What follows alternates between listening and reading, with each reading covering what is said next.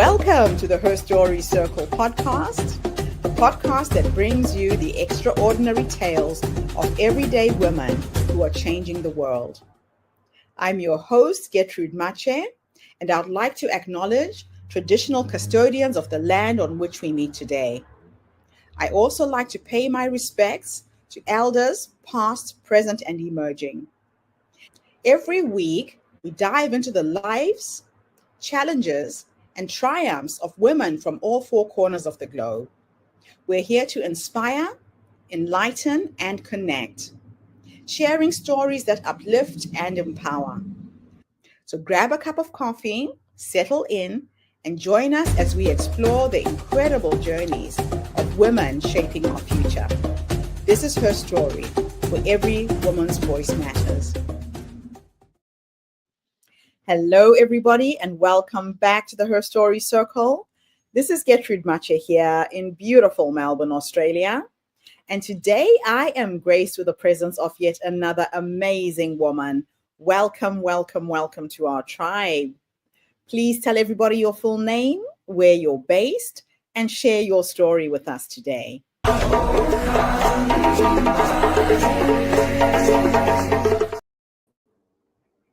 Hi, thank you so much for having me here. I'm very excited to be here and speak to you and everybody listening. My name is Charlotte Lilley, and I'm based in Lake Tahoe, California. It's a beautiful area with a big lake and lots of skiing. Yes, there's skiing in California, for those who don't know.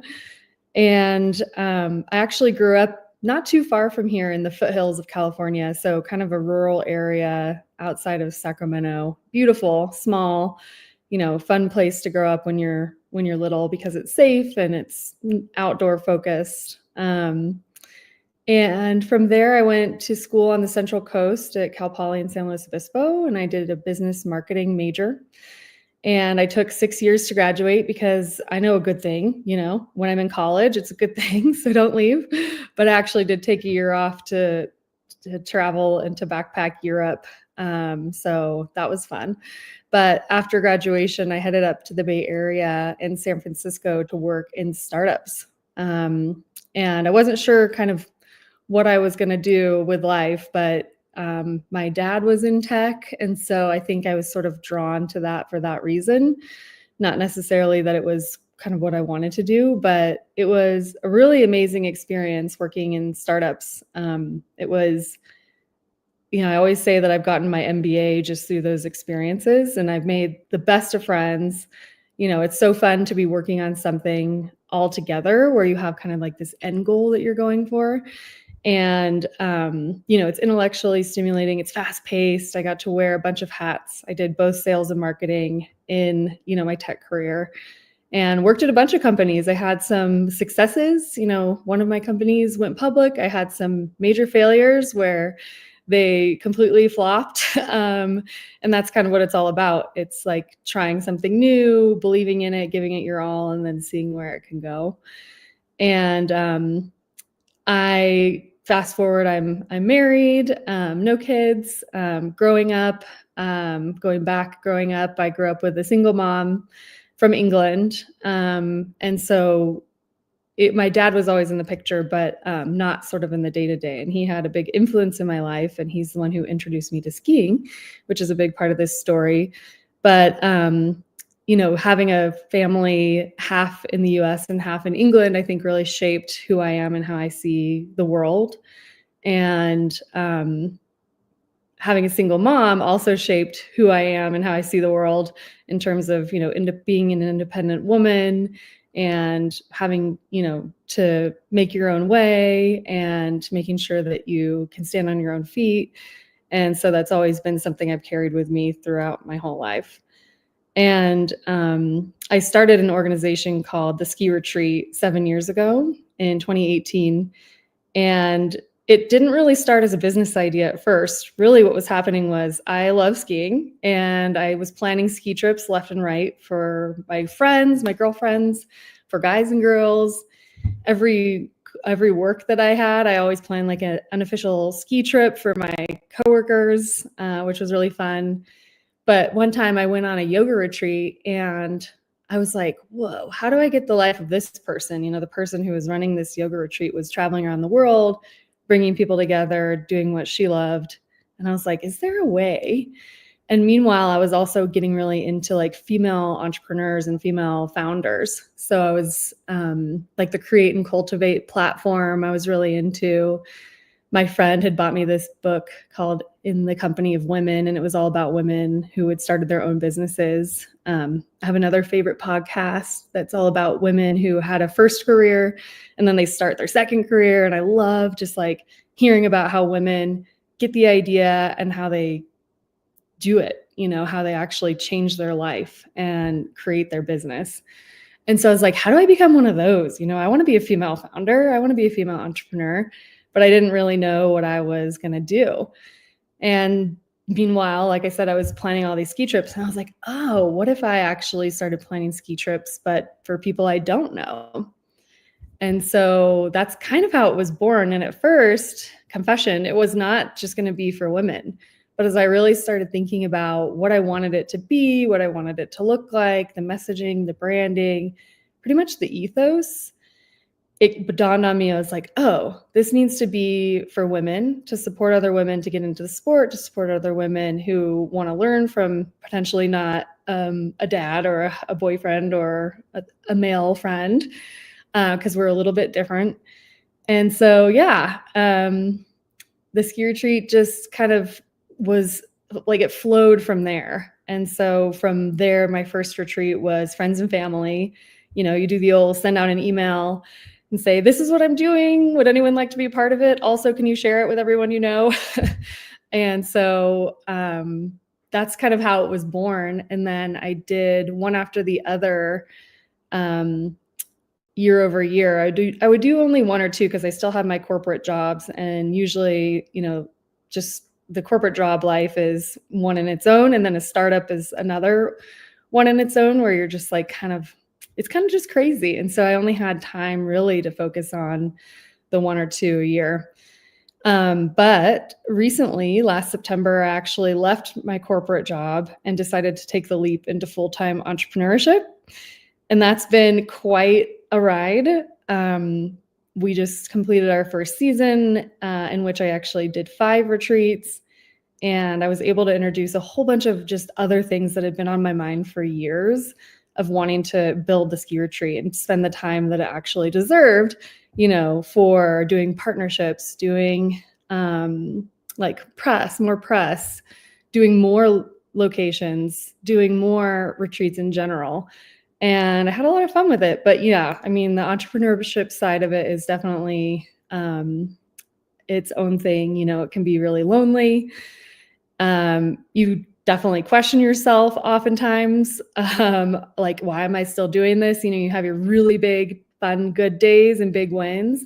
And then you have some like major setbacks where you're like, okay, maybe I should just, do the easy thing. So I know that any entrepreneur experiences this, and it's not something new, but it's very real when you're going through it. And so kind of that's where I am today. But looking forward, I'm, still going to stick with it. I'm really excited for kind of the future. Now that I've left my corporate job, I started thinking about, okay, well, what am I going to do kind of in summers and more year round? And so I'm looking forward to kind of creating a summer side of things. So I want to start with a camping retreat because, again, the mission is the same, where it's all about women supporting women, getting women to the outdoors, and giving them like an empowering place to learn some skills and learn to be comfortable in certain scenarios. So in skiing, whether you've skied or not, it can be an intimidating atmosphere. Maybe we did learn from our dad or our boyfriend or something like that. Similar things in camping, it's like, do you know how to pitch a tent? Do you know how to build a fire? Do people do this for you? So that's kind of the exciting part of what I'm doing. And I'm looking forward to potentially and probably rebranding the whole thing to just the retreat company and having kind of the winter side of things and the summer side of things.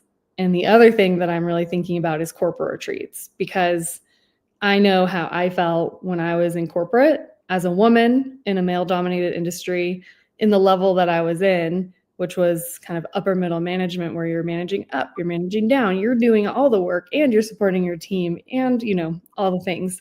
And so that's why I burnt out, and that's why I left the industry. So I'm hoping that I can create some retreats for women to come and strategize and know that they're not alone, and then also take a little bit of a must needed break as a bit of a reward for what they do.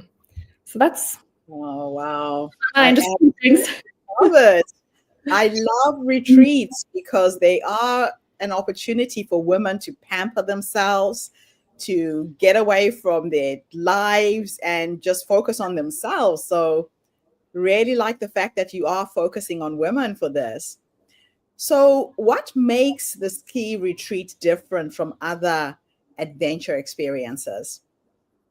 One, it's based on, the anchor is skiing and snowboarding, but it's multiple days, and we do a lot of ancillary activities. I also have us all in one house, and we keep the retreats small. So I aim for about 8 to 10 women so that there can be connection. And then we have things like a private chef, we have yoga, we have an art instructor, we have a female entrepreneur come to the group to speak. We do a sound bath. We do a breakfast tailgate in the parking lot in the mornings. We do all these things to build connection amongst the women. And some of these things women are really uncomfortable with. Like I've had people say, I'm awful at art, I hate this, but they do it anyway. Or like, I've never done yoga, but okay, we're here. And so I think the uniqueness is connecting women, because a lot of the women tell me when they book, it's really hard for me to find other women to go ski with and to enjoy the outdoors with. So that's, I think the uniqueness is kind of all of that. Now, you used a term that most people here in Australasia will probably not understand. Tailgate. Now, I lived in Pittsburgh, and I got to understand that term in Pittsburgh when I was lecturing at a university there. Explain what that means. Okay, so it can mean a few different things, and there's different scenarios where a tailgate happens, but really it's when you're in the parking lot of a place that you're celebrating something or going to a game, or in our case, we're going skiing, and you usually are enjoying beverages and food and music and hanging out. I love it. Yeah, when I first was invited to one, I was like, what is a tailgate? What are they talking about? And everybody was there with their cars, and the boots were open and stuff was happening out of the trunks of their cars. So Yep. that's interesting. Now, how do women typically feel when they arrive, and how do they feel when they leave? I'm glad you asked that, because I've been having conversations with women who have attended the retreats to hear more about their perspective. And it varies for sure. But a lot of the women feel a little apprehensive, because all the women come solo on this. It's not by design, but it's just a testament to how they, are really looking for that community. Yeah. And so they're a little apprehensive. They're wondering, oh, well, I'm sharing a room, or I have to share a bathroom, or what if people don't like who I am, or what if I'm too old, or what if I'm too young, or literally these are the questions that they're asking themselves. Yes. But I've asked them that, and then I asked them, well, okay, after the retreat, how did you feel? And they said, oh my gosh, none of that mattered. It was such a lovely experience. Everyone was so open. I hear that a lot, like open and vulnerable. I think if people come alone to this type of thing, they're going to open up. And a lot of women, they tend to be going through some sort of transformation when they join. So like one woman's house had just burned down. And one, many have been through a breakup, or many are between jobs, or just there's something, to where they feel like they need to do something for themselves. And so, yeah. Wow. That's really good. Now, what have you learned about confidence from the women that you work with? It's interesting, because the ski retreat is a place where some people come. It's not only a social thing, it's a physical thing. So many women come and they're complete beginners. They've never skied or snowboarded before. So I always suggest, of course, that they take lessons, but they come and they're going to learn something new that's not easy, right? It is not easy to learn how to ski at an older age. And so the ski retreat is all about a compassionate environment. I think it's really important to instill the confidence in women that they can do this thing, and then give them that support to sort of prove it and carry them along the way. So with confidence for these women, it's really, it's delicate, and I want to make sure that it's a really good experience for them. And so I think there is that sort of compassionate environment. They can be tired, they can cry, they can say that this sucks, this is not easy. They don't have someone pressuring them to just like jump off the cliff or like go down the mountain, So they do leave with different areas of confidence. I'm talking specifically now about like the physical kind of sport, but coming on this trip alone, like maybe they learned something new, or maybe they were inspired to start their side project, and take the reins and really do it. So I think there's confidence in other areas too. And even the fact I've heard women say, this is their first time doing this. Now I feel confident to go do more of these things because my experience was positive. Oh, I love it. I absolutely love it. What challenges have you faced in building a women-led outdoor brand? Oh, man. Where to start?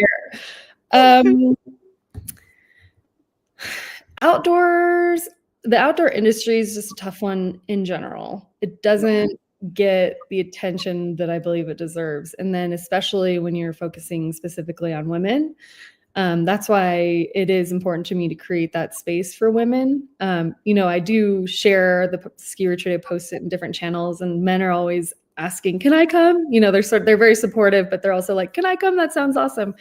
Yes. And, the point is not to be exclusive per se, but it really is to provide a space that doesn't already exist for women, which is this space to come. So, the outdoors industry is like ever evolving. And, whenever I'm doing something for the business and they tell you to choose your industry, and I go to do a drop down of like 150 industries, like outdoor oftentimes is not on there. And I'm like, really? You have, like something very specific that's like very random in my mind, but you don't have the outdoor industry. So it's challenging for sure. Oh, I love it. I can see that you are up for the challenge. You seem like one of those people who will do something because you can do it despite the odds.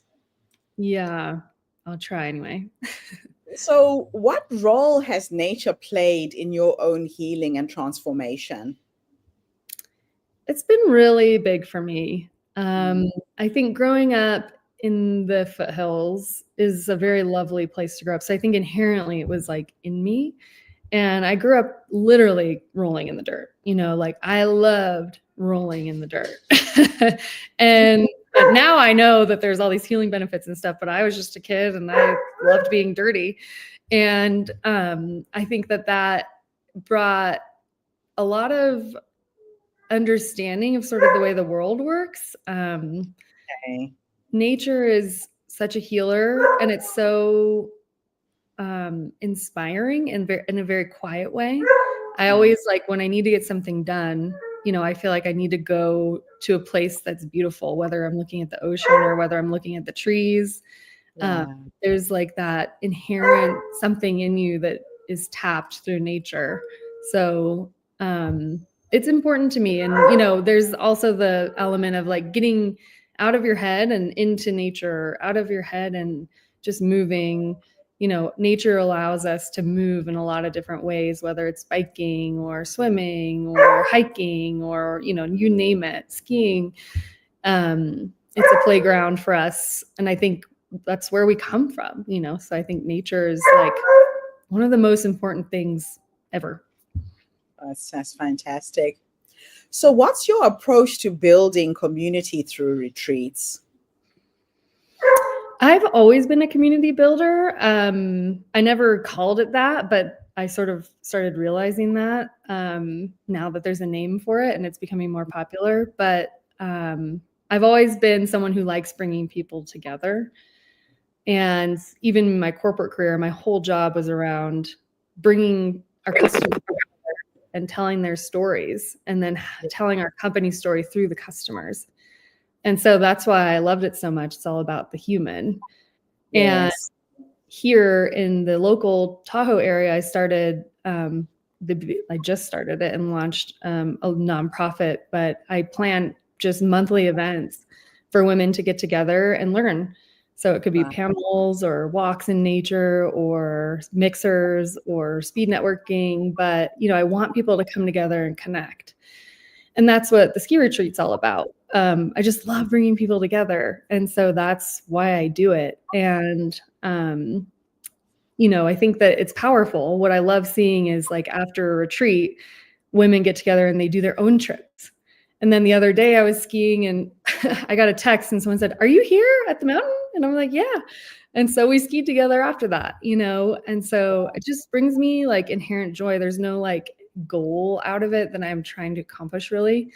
It's just, I just keep I'm not getting paid for certain elements of these, but my payment is just the joy of like being the one to bring people together. Yeah, For some, that's really special. That is just absolutely awesome. Well, it sounds to me like you have hit on your vocation in life. yeah, it's well, like I said, it's very angsty, right? So part of it, I have a lot of challenges with entrepreneurship. One of it is just like income. It's very different from a corporate job where you have predictable income and all the things. So, figuring out what to say yes to, figuring out what to say no to, figuring out how to grow it, what feels right in terms of growing it. Like I'm adding on the summer things. And so, for now, definitely. And I hope to expand that. My husband and I are looking at land around here to create like a physical retreat space / wedding venue / glamping, and again, it's all about bringing people together. And so I think it'll build on itself, and no matter what, it'll turn into something, right? And I don't really know what that'll be. So what advice would you give to someone who's feeling stuck in a job or identity? I love change. I think, I'm unique in some ways in that way. I know some people inherently just don't like change, but if I feel too stagnant in any area of life, I feel the need to change, right? And I feel like I need new learnings and new environments and things like that. And so that's just within me. But if I were to give advice to somebody, it's just do something. It doesn't matter what it is, because we can't plan 5 years from now. We don't know. We can have a goal and a vision, but it could be completely disrupted, right? And so really it's what's the next best thing for you to do? And then if you keep asking yourself that and keep doing that, then I think it just brings you, in the 5 years, you look back and say, wow, I never would have expected this, but I'm so happy about it. And I'm still working on that myself, to be fair. I love it. So what's a memory or a moment that stands out as particularly moving for you with this work?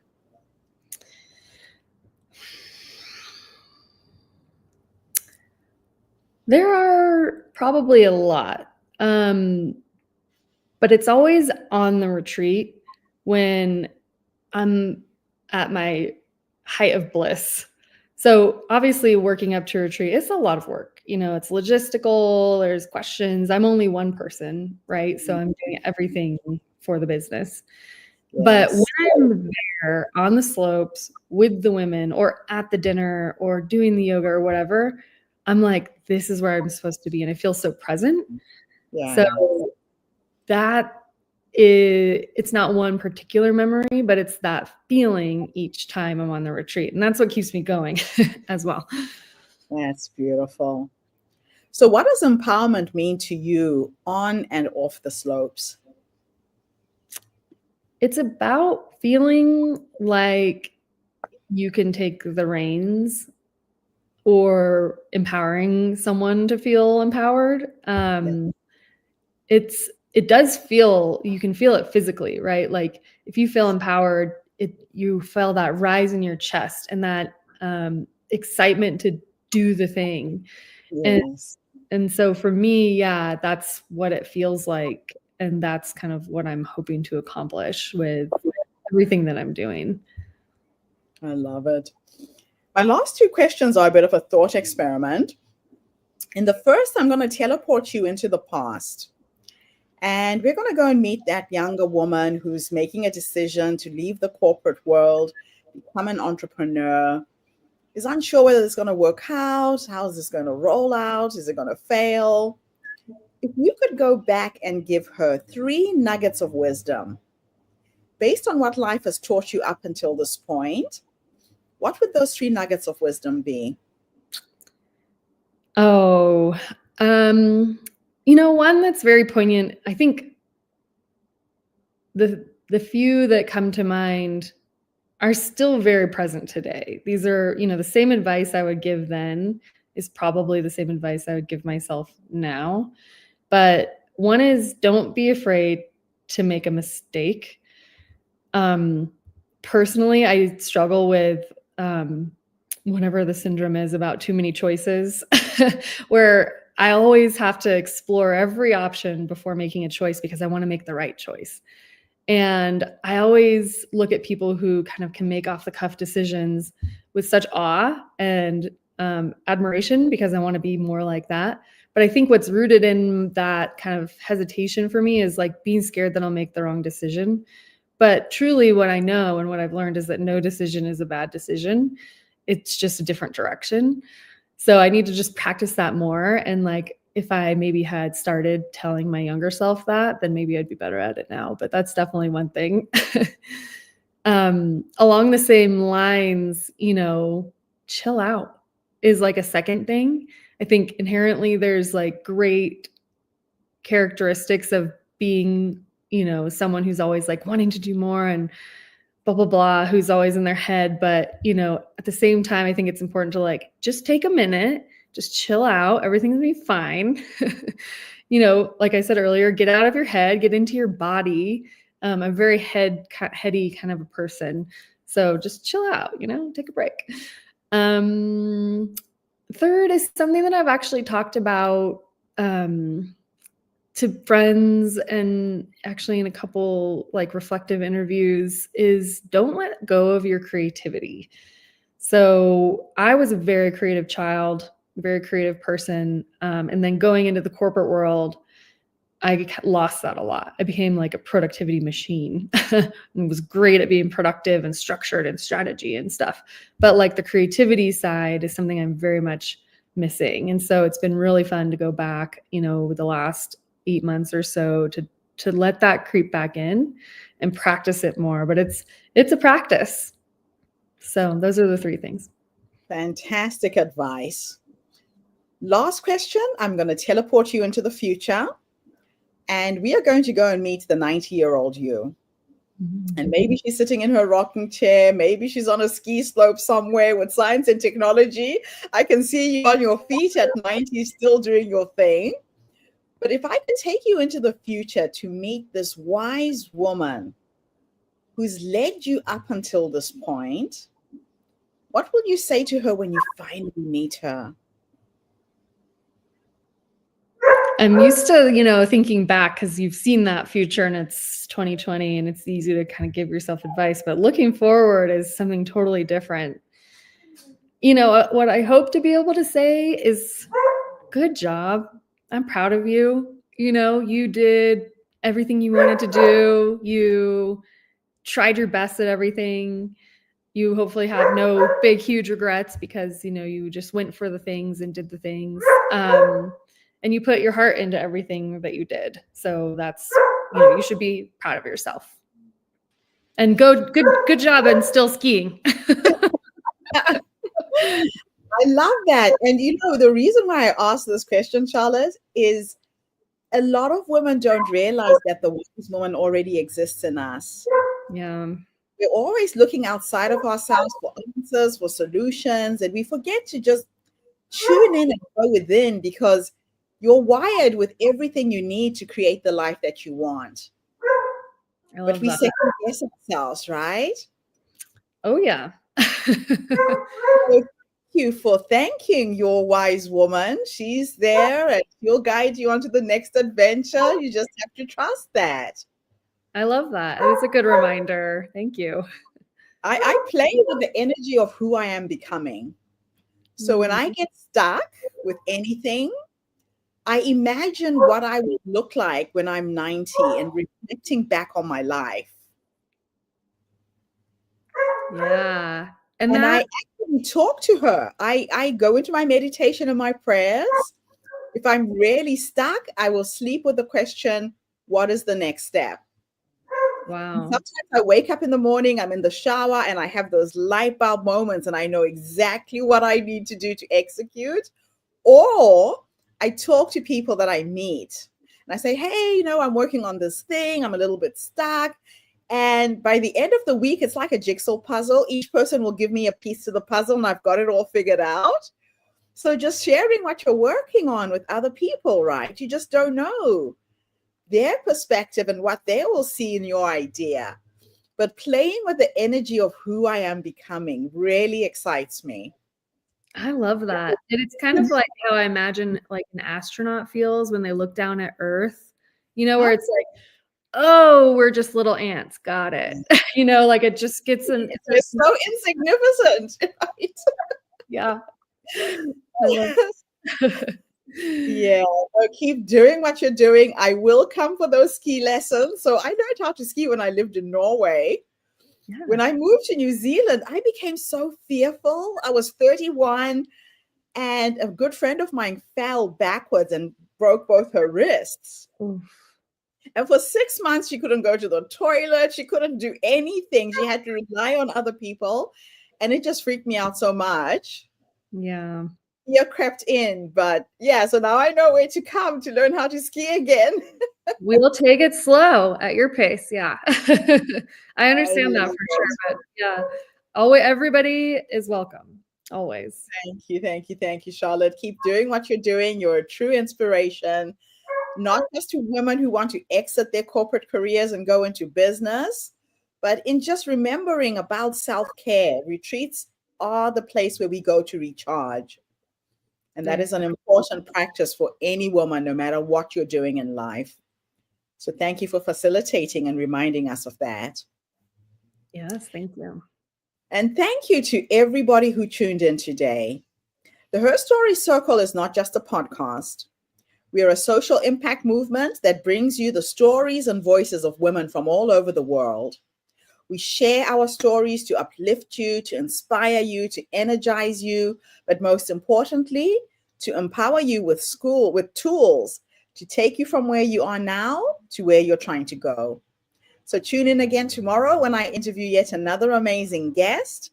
In the meantime, have a fantastic day, morning, or evening, wherever you are in the world, and bye for now. Thanks again, Charlotte, for the interview. Don't go away. Thank you. And that's a wrap, everybody, on today's episode of the Diverse. Thank you for tuning into the Her Story Circle podcast.